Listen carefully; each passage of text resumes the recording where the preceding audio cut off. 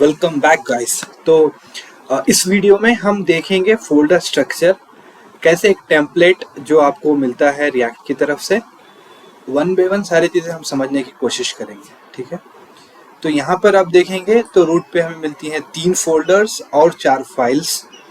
जो फर्स्ट जाते हैं हम packet.json में। अगर आप ओपन करेंगे packet.json तो यहाँ पे आपको डिपेंडेंसीज मिलेगी। अगर आप देखें तो यहाँ पे React 18.2.0 वर्जन जो हम यूज़ कर रहे हैं, सारी डिपेंडेंसीज के वर्जन्स अवेलेबल रहेंगे और कुछ स्क्रिप्ट्स रहेंगे।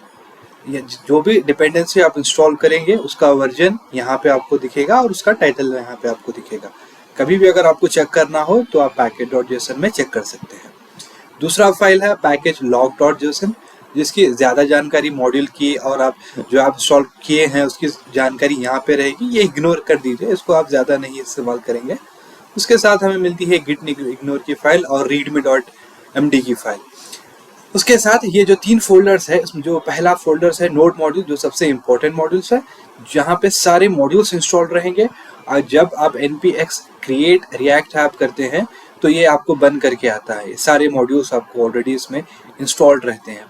सेकेंड होता है हमारा पब्लिक में आप देखेंगे तो एक फाइल है index.html। अगर मैं इसको ओपन करूंगा तो ये बिल्कुल नॉर्मल हमारी index.html फाइल की तरह लगेगी, लेकिन यहाँ पे कुछ HTML का कंटेंट नहीं दिखेगा आपको, बस यहाँ पे आपको दिखेगा div। पॉइंट कीजिए इस div को, ये बहुत इंपॉर्टेंट है। यहाँ से सारा कुछ कंट्रोल होगा। यहाँ से आप एक कनेक्शन बनाएंगे हमारे React वर्चुअल डॉम के थ्रू।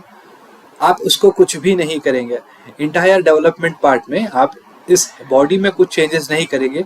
हाँ, हो सकता है कुछ चेंजेस आप कर ले हेड सेक्शन में, बट डेफिनेटली बॉडी में आप नहीं करेंगे।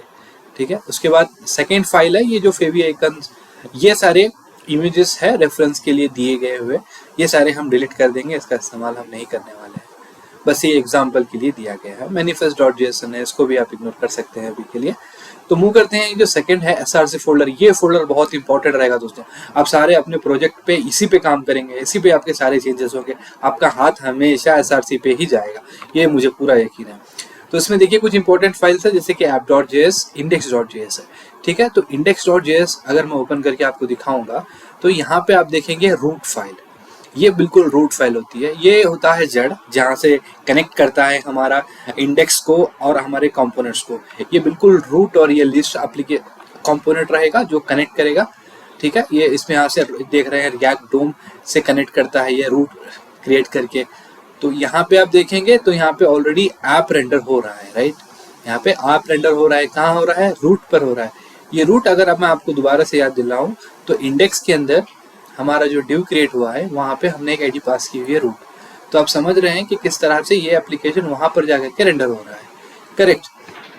उसके बाद ये यहाँ पर है ऐप। ये ऐप अगर मैं इसको अब यहाँ से ऐप पे रीडायरेक्ट करता हूँ आपको, app.js फाइल, ये वाली फाइल वो है एग्जैक्टली। तो यहाँ पर आप देखेंगे जो मैंने HTML में चेंजेस किया था कोड विद मिस्टर खान, यहाँ पर अगर आप देखेंगे तो आपको पता चलेगा कि जो मैंने कोड में चेंजेस किए थे कोड विद मिस्टर खान, ये यहाँ पर है, राइट। तो आप समझ पा रहे हैं कि जो चेंजेस वो हो रहे हैं वो उसका रिस्पॉन्सिबल रहेगा app.js। ये सारा कंटेंट हमें डिस्प्ले पर देखने को मिल रहा है, करेक्ट। तो app.js रिस्पॉन्सिबल हो रहा है HTML कंटेंट शो करने के लिए। index.js उस app.js और जो index.html फाइल है दोनों को कनेक्ट करने के लिए हम इस्तेमाल करते हैं। ये हमारा फोल्डर स्ट्रक्चर है और हम इस पे नए नए फाइल्स बनाएंगे, लेकिन कुछ नया नहीं बनाएंगे। जैसे app.js सेम, उसी तरह header.js, उसी तरह footer.js, इस तरह से यहीं पे हम कंपोनेंट क्रिएट करते जाएंगे और अपना प्रोजेक्ट पे हम काम करते जाएंगे। तो ये एक इंट्रोडक्शन था फोल्डर स्ट्रक्चर का। उम्मीद पूरी है मुझे आपको बहुत अच्छे से समझ आया होगा। नहीं भी आया तो कोई चिंता की बात नहीं है, आ जाएगा आपको धीरे धीरे। ठीक है, आप स्टार्ट कर दीजिए मेरे साथ बस। चलिए फिर नेक्स्ट वीडियो में मिलते हैं।